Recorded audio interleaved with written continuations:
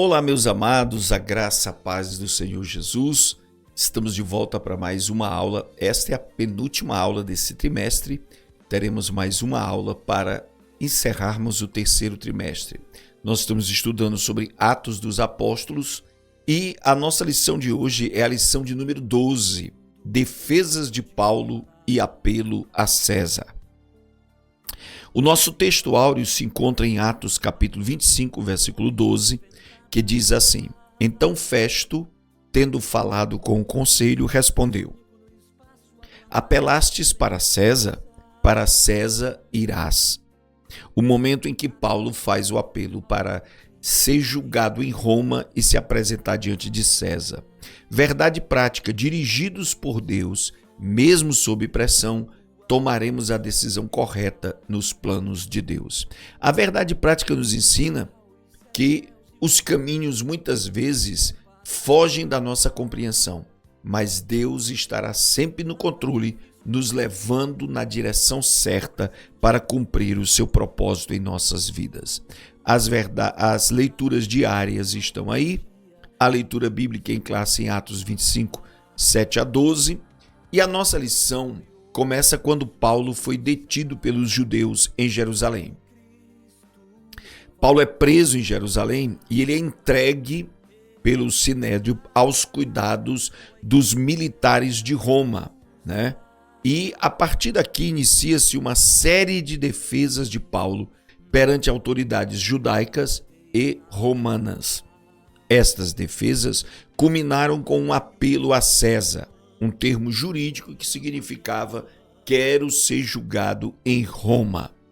Vejam bem, meus irmãos, a nossa lição de hoje, ela mostra diversas defesas que Paulo fez acerca da sua fé, do seu ministério no livro de Atos.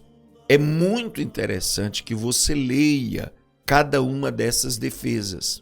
Leia versículo por versículo, anote por quê. Nessas defesas de Paulo, ele conta pelo menos 2, 3 vezes o testemunho dele, como ele se converteu a caminho de Damasco. E cada vez que ele conta, ele traz um detalhe especial na sua história de conversão. Quando a gente junta essas histórias, nós temos uma visão mais ampla do que aconteceu na conversão de Saulo a Paulo, né? Então, vamos estudar. O primeiro passo é a prisão em Jerusalém, se torna mortal. A defesa de Paulo diante de fariseus e saduceus acontece no capítulo 23, versículo 1 a 9. Quando Paulo foi preso em Jerusalém, ele foi apresentado ao Sinédrio. O Sinédrio era um colégio de rabinos, de autoridades religiosas judaicas, composta de fariseus e saduceus. Depois você vai ler Atos 23, do 1 ao 9. É interessante que Paulo nota que a constituição do Sinédrio era feita de fariseus e saduceus. Sabe o que significa isso? Eles tinham divergências teológicas. Eles se uniam para julgar os outros, mas não conseguiam resolver os seus problemas internos. Os fariseus acreditavam em anjo, visão, profecia e ressurreição dos mortos. Os saduceus não acreditavam. Os saduceus diziam que morreu, acabou. Os fariseus não acreditavam em anjo, não acreditavam em visão. E eles tinham essas divergências sérias de teologia. Paulo, sabendo disso, começou a sua defesa, que foi rápida, só 9, 10 versículos aí. 9 versículos. Paulo diz: eu estou aqui porque eu prego sobre a ressurreição dos mortos. Aí os fariseus saíram: não, mas não é possível. Isso é verdade, ressurreição. E os saduceus disseram: não existe ressurreição dos mortos. E aí, fariseus e saduceus começaram a debater. E Paulo pôde sair dessa reunião sem ser julgado por eles. Só que no verso 10 a 22, sabendo dessa estratégia que Paulo estava se dando bem nas apresentações, os judeus, 40 judeus, fizeram uma conspiração sob juramento para emboscar e matar a Paulo. 40 judeus entraram em voto. Nós não vamos comer, nós não vamos voltar à vida normal enquanto esse homem estiver vivo. Só que essa emboscada, essa estratégia, essa conspiração chegou ao conhecimento da irmã de Paulo. A trama é descoberta e foi denunciada pelo sobrinho de Paulo. A irmã de Paulo chama o filho e manda até o comandante que tinha a guarda de Paulo, né? E isso fez com que o comandante tirasse Paulo de Jerusalém e levasse para Cesareia, onde ficava ali uma fortaleza do exército romano e Paulo estaria mais seguro. Tiraram de Jerusalém e levaram para Cesareia para livrar Paulo dessa conspiração dos judeus. Lá em Cesareia, capítulo 24, verso 1 a 27, Paulo é apresentado diante de Ananias e Félix. Ananias e Félix. Vamos dar uma olhada aqui no texto do capítulo 24, versículo 1 a 7. Olha, 5 dias depois, o sumo sacerdote Ananias, então você vê que Ananias era sumo sacerdote, né? Ele subiu a Cesareia, ele foi a Cesareia, né?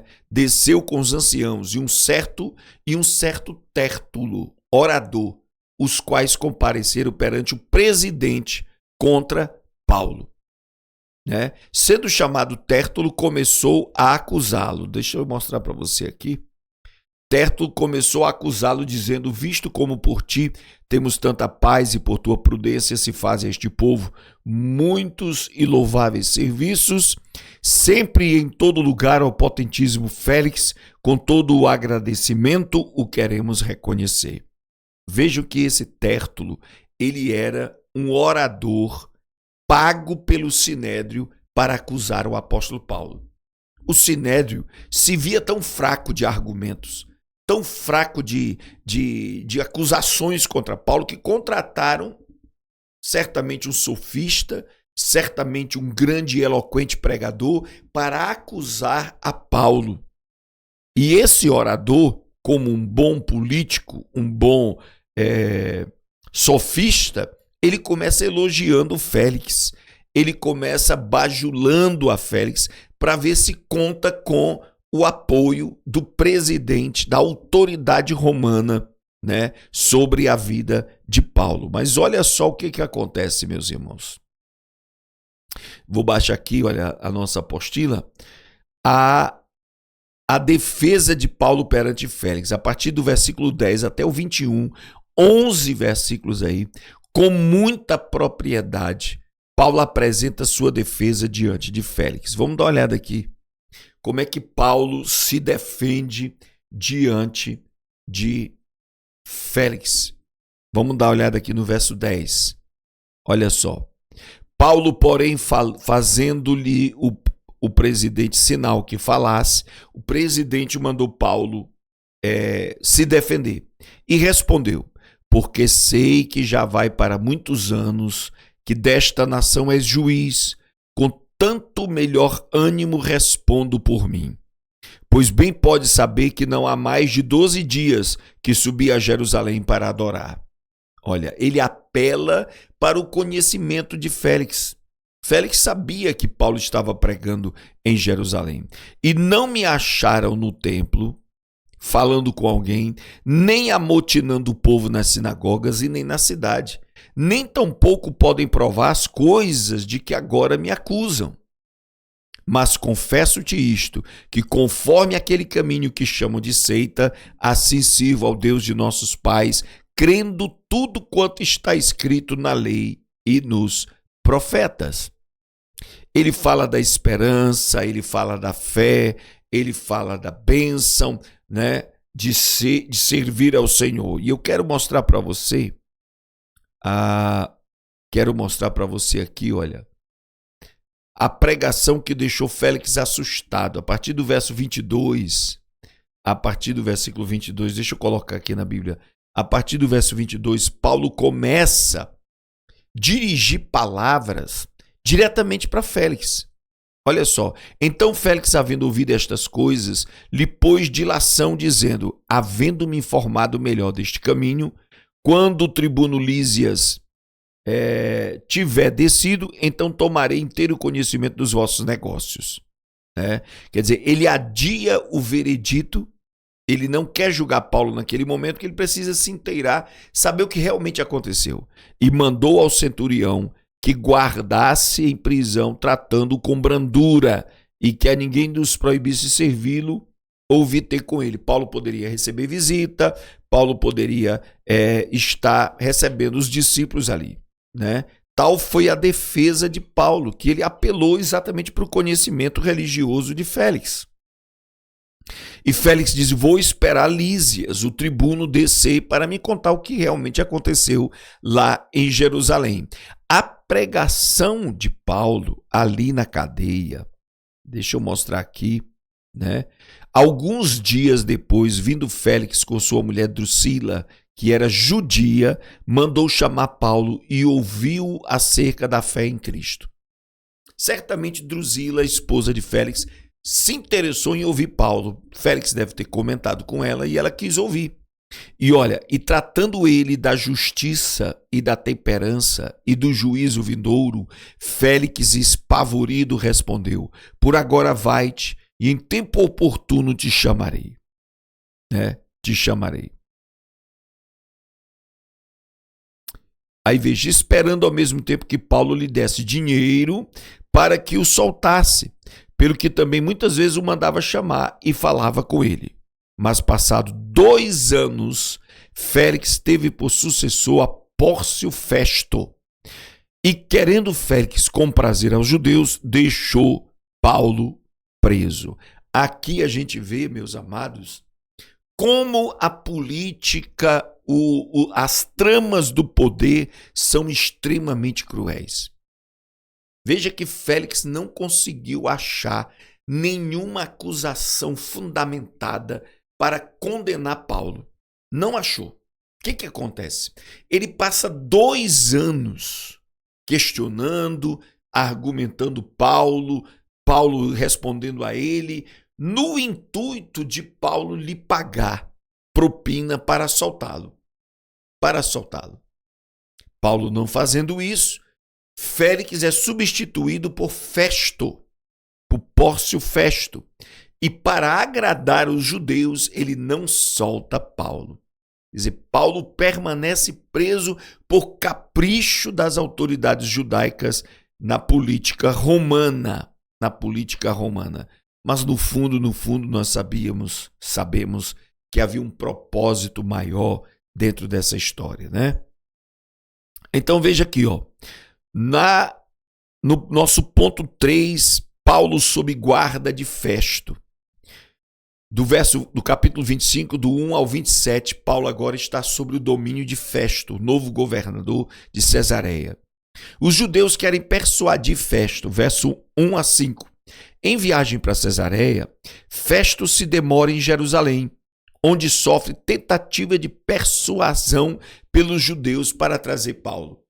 A caminho de Cesareia, Festo fica um tempo em Jerusalém, né? E os judeus, o sinédrio, cerca ele, tentando argumentar e convencer Festo a trazer Paulo de Cesareia para Jerusalém, porque a conspiração estava de pé, porque eles queriam realmente matar Paulo. Só que Festo ouve a defesa de Paulo, né? Logo chegando em Cesareia, procura ouvir a Paulo, o qual apresenta sua defesa e apela para César. Vamos dar uma olhada aqui. Capítulo 25, versículo 6, olha. Havendo-se demorado entre eles mais de 10 dias, desceu a Cesareia. E no dia seguinte, assentando-se no tribunal, mandou que trouxessem Paulo. O assunto estava tão palpitante, estava tão quente na época, que logo que chegou em Cesareia, Festo quis ouvir o apóstolo Paulo. Chegando ele, rodearam os judeus que haviam descido de Jerusalém, trazendo contra Paulo muitas e graves acusações que não podiam provar. não podiam provar. Quer dizer, quando Paulo chegou, os judeus já cercaram Festo, já começaram, mas Paulo, em sua defesa, olha só, mas ele, em sua defesa, disse: eu não pequei em coisa alguma contra a lei dos judeus, nem contra o templo, nem contra César, nem contra os judeus, nem contra Roma. Todavia, Festo, querendo comprazer aos judeus, respondendo a Paulo, disse: queres tu subir a Jerusalém e ser lá perante mim julgado acerca destas coisas? Veja que Festo cogitou a possibilidade de levar Paulo para Jerusalém para agradar os judeus, né? E julgar Paulo ali em Jerusalém. Paulo, sabendo que havia uma trama de assassiná-lo covardemente em Jerusalém ou a caminho de Jerusalém, Paulo disse: estou perante o tribunal de César. Estou na mão de Roma, onde convém que seja julgado. Não fiz agravo algum aos judeus, como tu muito bem o sabes.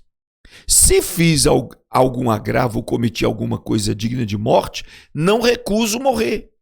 Mas se nada há das coisas que estes me acusam, ninguém me pode entregar a eles.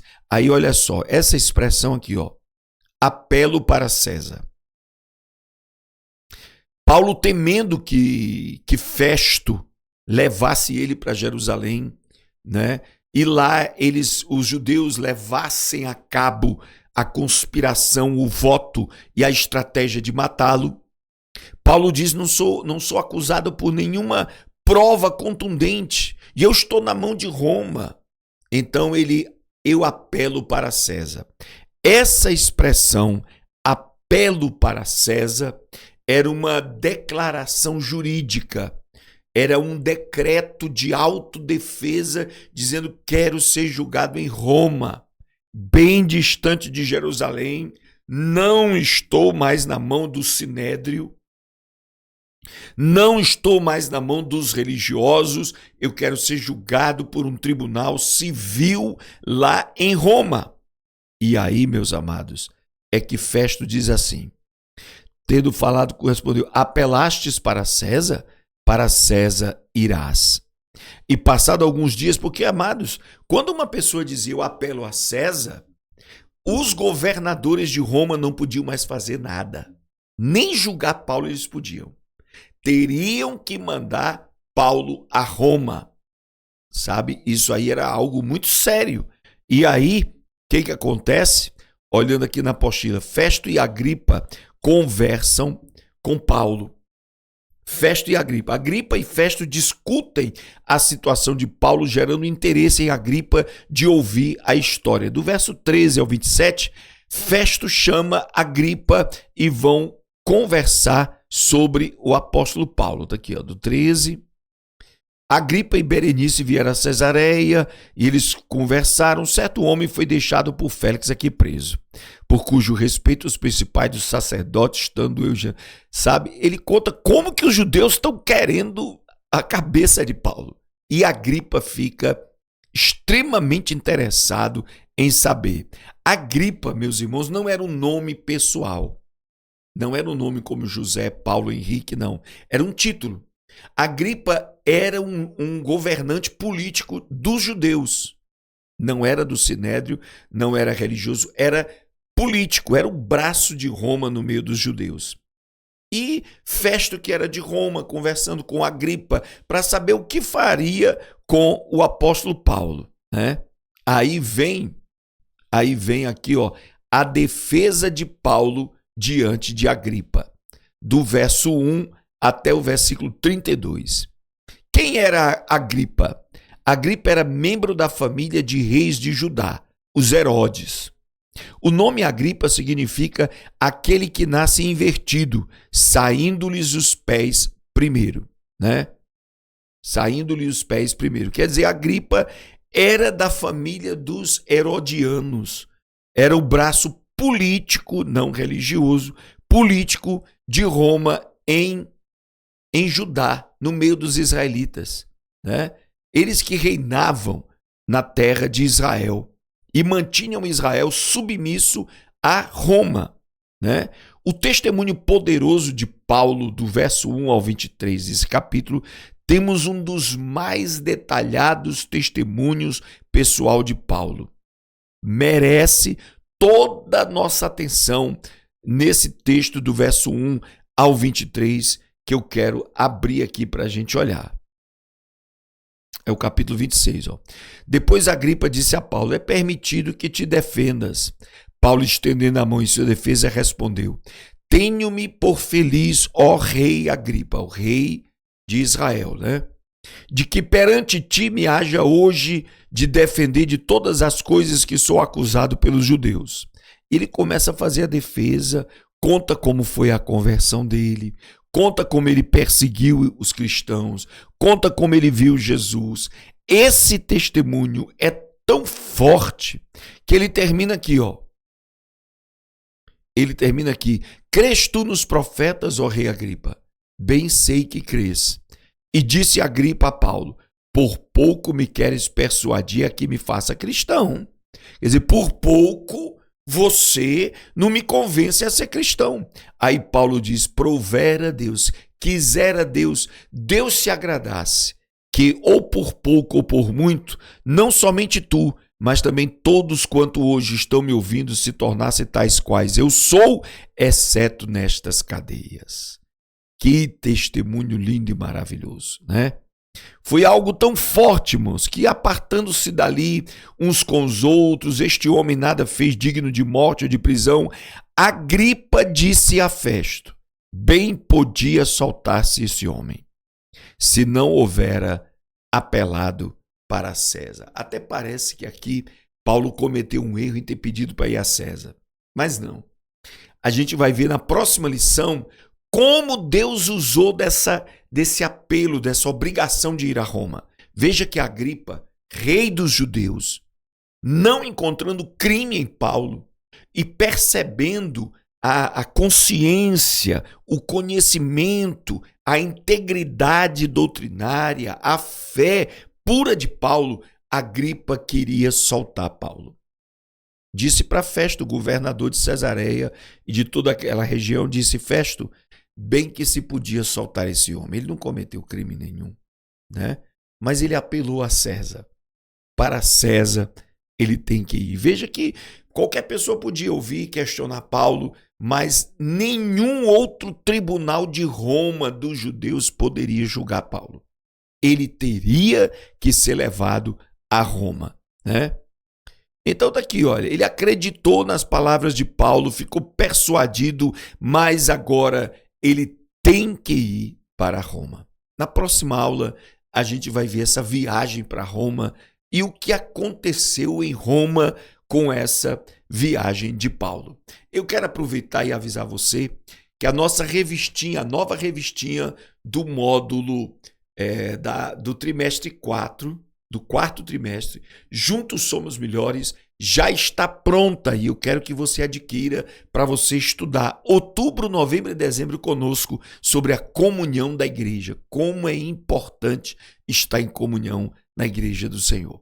Deus abençoe, até a nossa próxima aula, em nome de Jesus.